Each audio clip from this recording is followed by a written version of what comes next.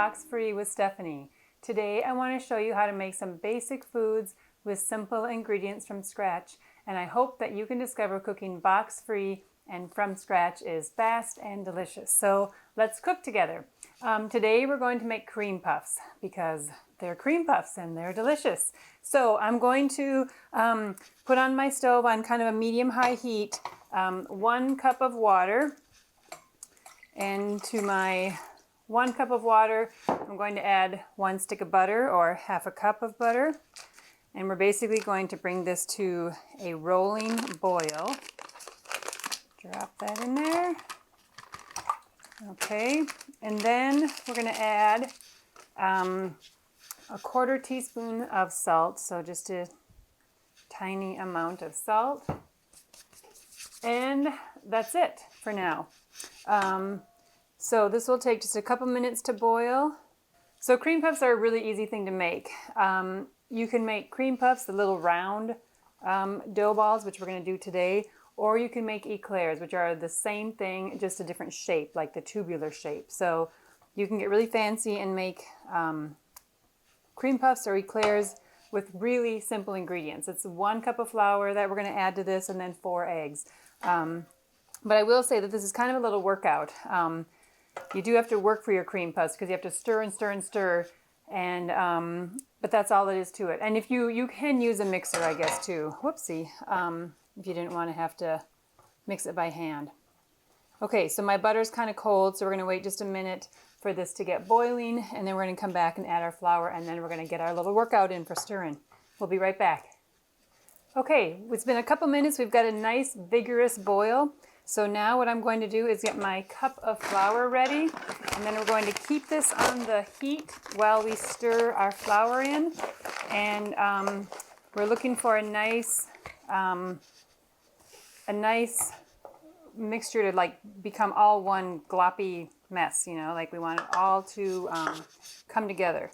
So I'm just going to stir this vigorously.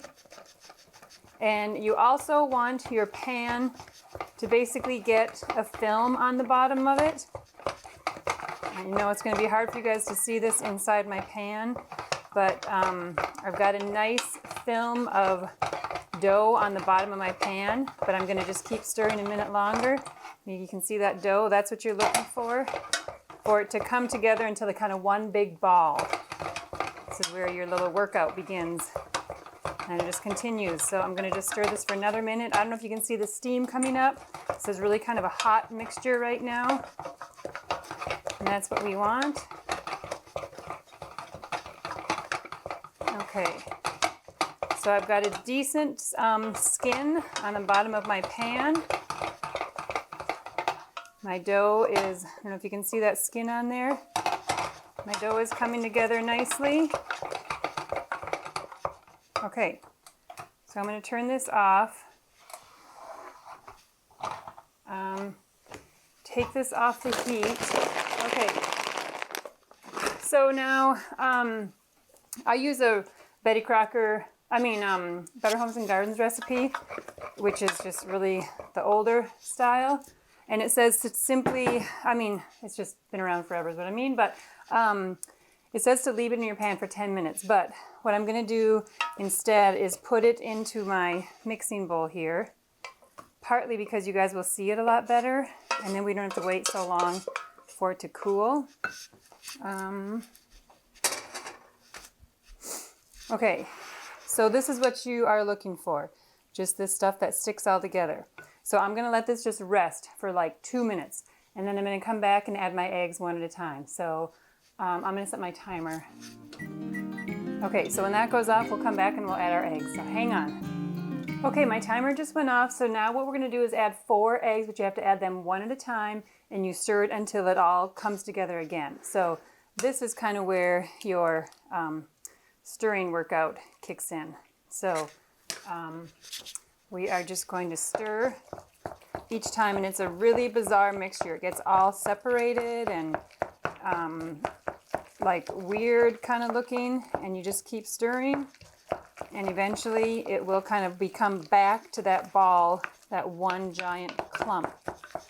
See how it's come back to me now? So it separates, and then it comes back like that. So that's what you're looking for. Now we're going to add our second egg. If you had like the KitchenAid mixer with the paddle thing on there, you can put your paddle on and do this with your machine instead of by hand. But look at that, isn't it crazy? Like it gets all separated. I think it's so funky. This is like the weirdest dough. The first time I made it, I don't know, like 15 years ago or something, I was like, oh my God, this can't be right. Like something is so wrong. But it said just to keep stirring. So I kept stirring, and then all of a sudden I was like, wow, it really does come together. So it's kind of cool. It's a fun thing to make because it just looks so bizarre, I think. So you just stir again till it comes together. Now we're going to do 3 eggs. And then this is it. Once it's stirred up like this, you put it on the pan and you bake it, and then you put your filling in. So I don't know, I think it's really easy for such a fancy feeling pastry to make. But yeah, it gets all separated like that. It's really a strange thing. But you just keep stirring. You might get a little tired right now, but you just keep thinking it's worth it. You gotta keep going, and then boom, it comes together just like that. It is so funky. Oh, and you have to use a wooden spoon. There must be something about the chemical makeup of like a metal spoon, so you really want to use a wooden spoon. Okay, there's our third. And just when you're starting to get a little tuckered out, you're on your final one. It's just about over. Okay, so here we go, one more time. Mix this in. It's so weird to me. It just looks so crazy. I love baking because of this kind of stuff. How like you get this mixture that just looks so weird. Then you keep stirring, and then it totally changes texture again. And then you put it on your pan, you pull it out of the oven, and it's like a brand new texture again. I just love it. I don't know. I think it's kind of cool. I think that's why I like baking more than cooking. Cooking, nothing really changes that much. Okay, so now it's like really sticky and kind of gloppy. And that's what you want. Okay, and then, so you just get this nice mixture. All right, then you have to do a baking sheet. I spread butter on mine. You can use parchment paper if you want to. But then we're just going to scoop these out. Just like that. Let's see here. I got to figure out how many I'm going to do. I'm supposed to make 12. I'm hoping I get 12. So 4 times 3. Boy, that's... Okay, these 3 might be kind of close together. You don't have to spread them a ton. It's not like they spread out the way chocolate chip cookies do. But they do need a little room to grow. So hopefully I will have enough here. I don't know, it might not fit on my pan. That's going to be a bummer. I'll have to do another little pan.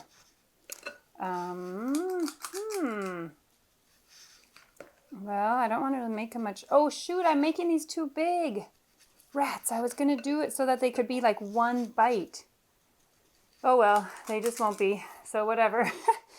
There I go again, like thinking I'm going to do one thing and then I actually like do another thing. I wanted to make these like, I don't know, maybe half the size because I like how cream puffs are just a one bite thing because we're going to fill these with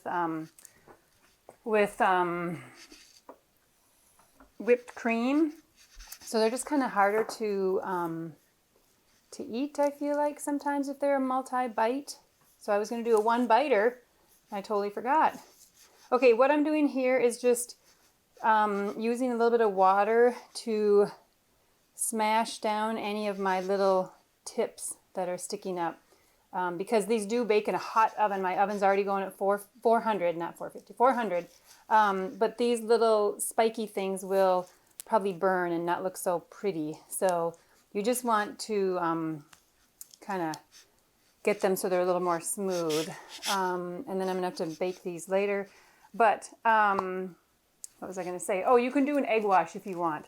Right now you could do an egg wash on all your little cream puffs, but I've never done it, and I think they're just as golden, as beautiful as ever. So that's what you're looking for. We're going to do 12. We're going to pop them in the oven at 400. They're going to bake for like 30 minutes. It's kind of a long baking time. You want to make sure they are golden because you want them to be done, because you don't want them to have any dough in the inside. You don't want any kind of muffiny thing. You want like a pocket in there. So I'm going to set my timer for 30 minutes and then I'll check them, and it might take 35 minutes. So we'll be back in a half an hour. Okay, we're back. It's been actually 37 minutes since my timer has been going off. I mean, since I put them in the thing. And now I'm going to pull them out and show you what they look like. These are my little bitty ones, my supposed to be bite size. And these are my bigger ones. Okay. So, I think they're plenty golden without the egg wash. And you can see on these little tips here that I didn't smash down completely, they get just really brown. So that's why you wanted these nice smooth edges. And then these ones I just have a couple, oh, I didn't show you guys. I used my extra batter and I did like a small scoop and made these. So now what we're going to do is get them onto a cooling rack. They're kind of wiggly because they don't have a solid base necessarily. And see, these ones baked a little bit longer because they were on the bottom. I had to do 2 pans in my oven, but that's okay. They are not overdone. I'm gonna move this. Okay, and now my big beautiful ones.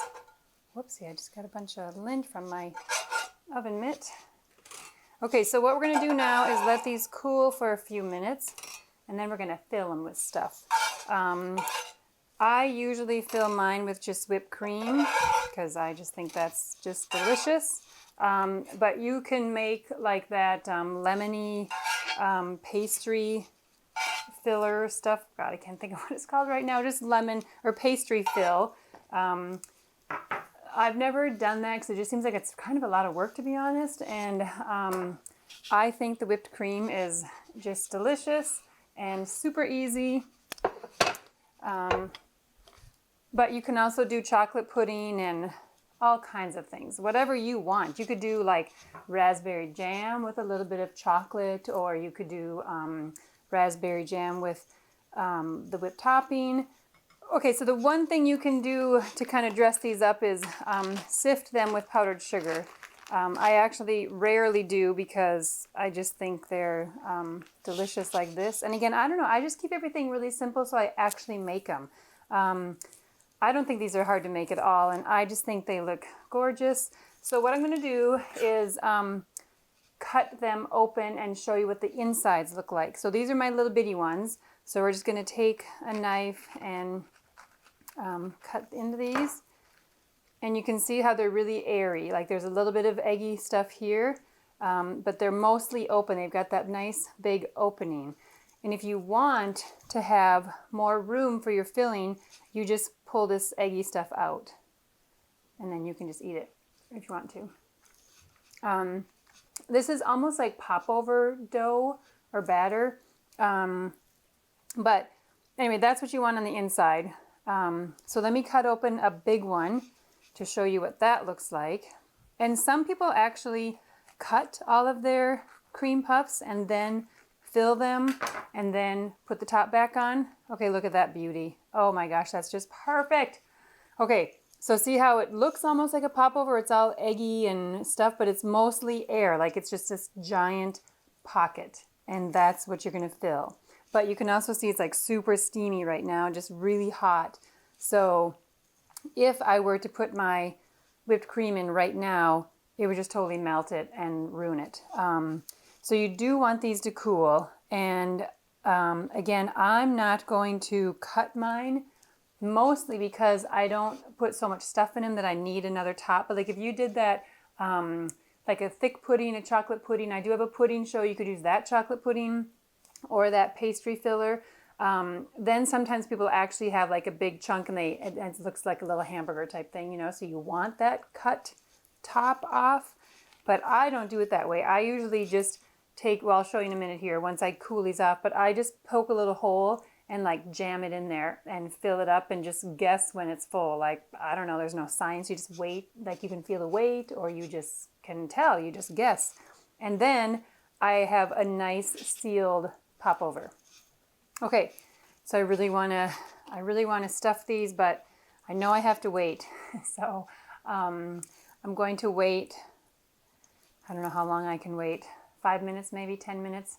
And then I'll come back and then we'll stuff them with my, oh, I'm going to try this really quick because I'm dying to, just because I'm curious. And then look at how cute that is. Okay, like 2 seconds to get a really cute top. Anyway, then we'll come back and we'll finish it. Okay, so we'll be right back. All right, we are back with our cooled cream puffs. The one thing I forgot to say about baking, when you are cooking them for your 30 to 35 minutes, do not open the oven unless you really have to. But you don't want to, because these are the kind of things that can collapse, I guess. I've never had it happen to me, but I just wanted to say, just try not to open your oven all the time.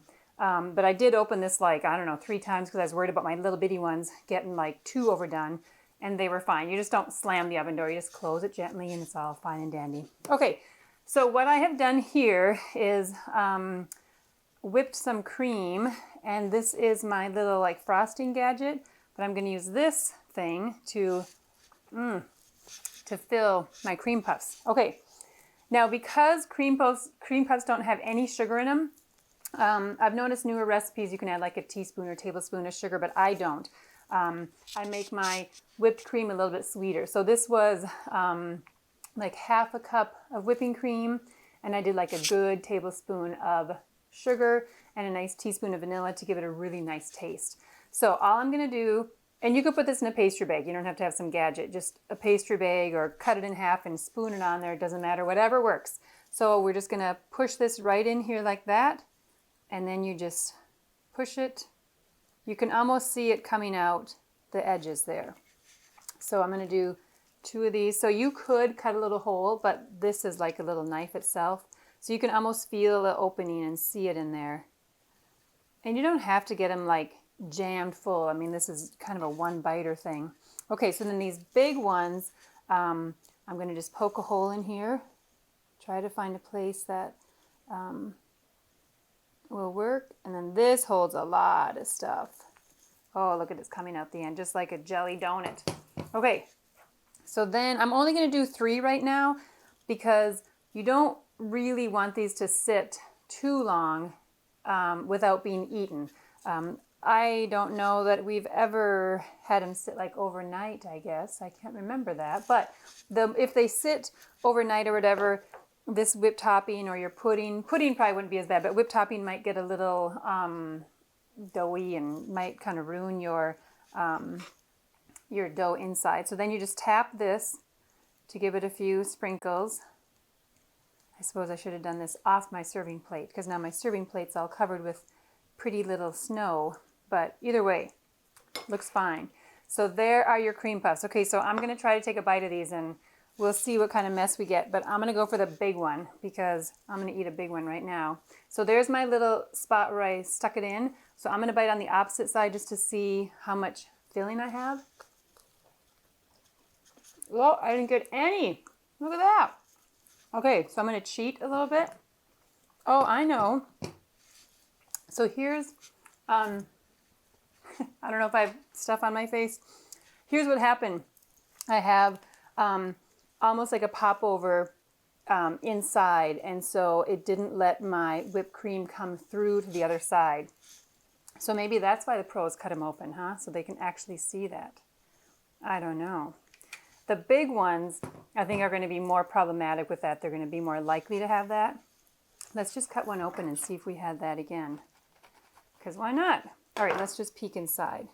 Okay, so they all do seem to have just a little bit of the egg batter. So either you need to just really like squish your stuff in there, push it in there, or you just fill it better. I'm going to take a bite of this one.